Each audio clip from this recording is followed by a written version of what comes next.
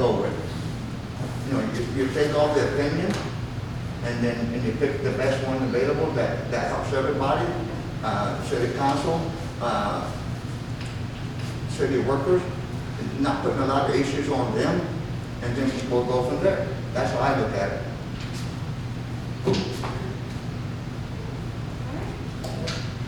Well, again, I want to thank everybody for donating. I think that went really well. So thank you again. Thank you, Monique.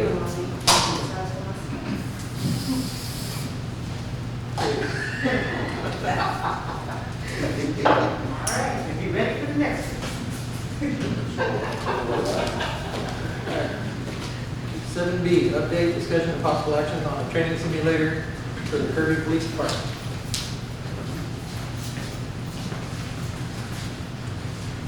Good afternoon, guys. I know last time you guys brought up, City Council brought up the purchase or just discussion on the simulator. You guys would like to talk about it now?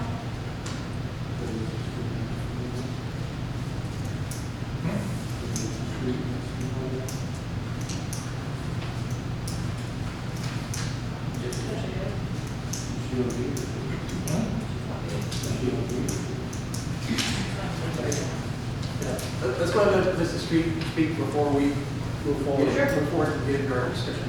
Sure. Please. Mrs. Street? You guys get to speak? Yeah, that is Street. Thank you. Good evening. Thank you for your time. I know something y'all probably don't want to hear from me, but do we really need to purchase our own training simulator? I understand that we need to train our officers, but this seems like a luxury for a town that can't pay the officers a living wage. How much time would our small police force actually spend training on it? I believe there's a training simulator at the Converse Police Department. Couldn't we contact their training officer to see if we could rent time on theirs? Besides the purchase price, I'm sure there would be other costs associated with having our own, including installation, setup, maintenance of the equipment, and updating of programs. And if the system isn't plug and play, someone would need training to run it, taking their time away from other duties. Surely we could at least consider talking to our neighboring city. It would benefit them by providing some additional funds for the simulator's upkeep and maintenance, and our officers would have an opportunity to know the neighboring department. If the Converse idea isn't an option, have we considered how we might recoup some of our expenses, like renting our new simulator to other law enforcement agencies? That way the simulator could be useful to us and profitable as well. I'm asking that you at least look at the possibility before voting to spend our tax money on something that will probably be used initially, but end up gathering dust. Thank you. Thank you, Mrs. Street.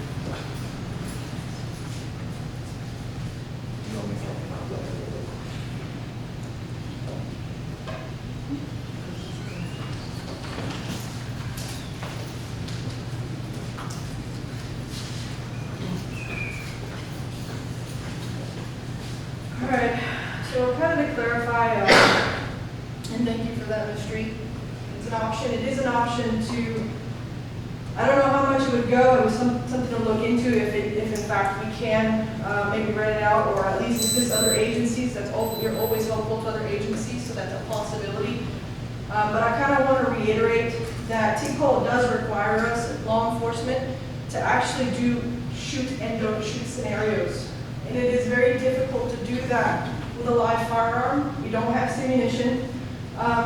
And this tool is actually it's something I want to also introduce to the public. It can be a great PR tool. It is a machine you put over your head and you're actually in it.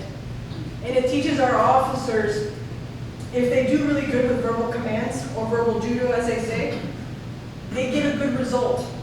If they don't do well, then they might actually have an active shooter where they have to engage. It's very difficult to train them in person in those things, and those classes are actually more expensive over time than this device.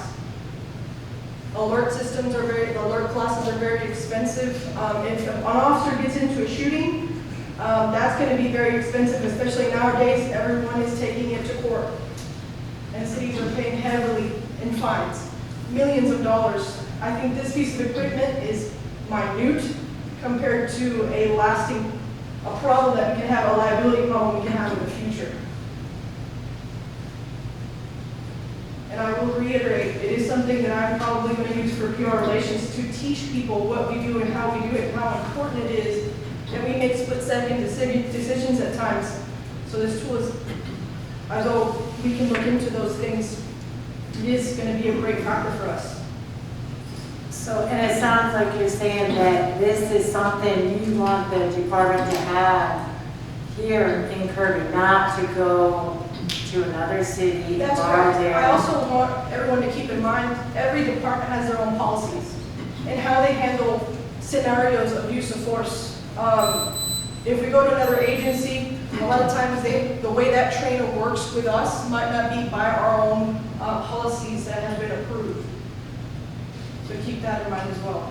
So who's the- I know when the company brought it out for an actual, demonstration that we did at PD, Eddie was I missed there, that one. and I was there, somebody else was there. John Pierce was there, and we actually got to engage with this thing and participate with it and everything like that. And that was part of our original discussion, was not only the value to our police department with, and it's not just new officers. Yeah. This is, like you said, there's always continuing education, there's always continuing training. And one of the points that we did talk about was going to other agencies. And, because this thing is very mobile. Absolutely, yeah. It's not something that you have to set up and it has to stay stagnant. No. It sets up, it folds down, it fits into the case, into cases, it comes in cases. So we could set it up in this room, we could take it to PD, we could take it to, Hopkins Elementary, we can take it to Shirts, we can take it to Cibolo, any place where we have a room where we can set up the, the stands for the deals on the outside, and you got a table, you can set up the laptop. The training for it is provided as part of the deal, and it's basically, you have, I can't even remember how many different scenarios. I mean, there was schools, there was warehouses, there was streets, there was. You tried? There was houses, yeah, barricades, you name Yeah, it. and I think, Eddie, you did the school one, right? Yeah, and I just want to kind of throw my 2 cents in there. And having first-hand knowledge and first-hand training on this type of new age police tool that's been provided to law enforcement agencies. And Chief, you're correct. Every agency has their own policies. So policies for Kirby would probably not work. Policies for Commerce, for school districts. Correct. So, and I agree with you on when you say about the purchase that, we don't want our money to go to waste and collect dust. I can tell you that this tool would not go to waste because this tool is, We're going to use it. we have it, and I know I'm right now representing as a crime control member, but also as a law enforcement officer. When we purchased ours, that was one of the biggest questions, is it gonna stay there and collect us? It's been 2 years and we've used that thing so much within our department that it's enhanced our training, it's our knowledge, our approach on how we approach Our things, reactions. our de-escalations. So I guess to sum it all up, it's a great tool. I mean, it's worth it because again, the liability with, how we as officers, how the officers of Kirby, how they, they speak to the public, how they de-escalate critical incidents. It's a very helpful tool. Like I said, I speak from firsthand, and this, I guarantee you, will not be money wasted. Plus, we asked the officers what they wanted, and this is what they want. President, my turn. My turn. Oh, he said, I'm sorry. My turn. Yes, sir. I'm sorry. I gotta stand up on this one, if you don't mind. Listen to the heart. I'm a two-time vet. They saw that stand up 100 damn times to protect our police department. That's what we're here for. To make the best police department we could ever have. And once we do that, then other organizations outside of the Kirby area are going to want to borrow it, rent it, educate it. And just because we educate Kirby, if we educate the communities around us, it makes Kirby even more safer. Because we got outside people protecting us.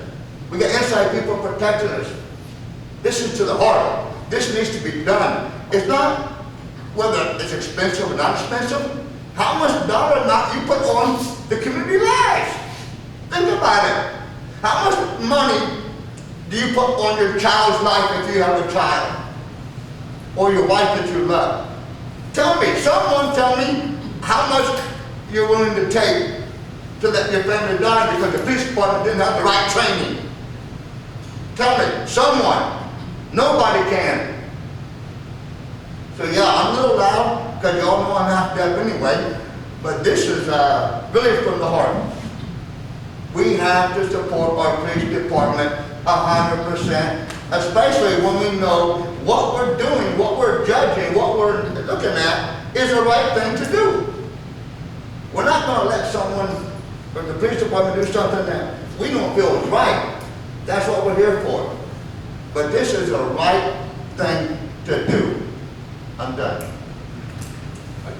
I just have one, like 30 seconds of your time. Having this tool not only keeps your officers in the city, and you don't have to go to other agencies and take your officers out of the city limits to do the training. This training can be done, like I said, can be done here, it can be done at the police department.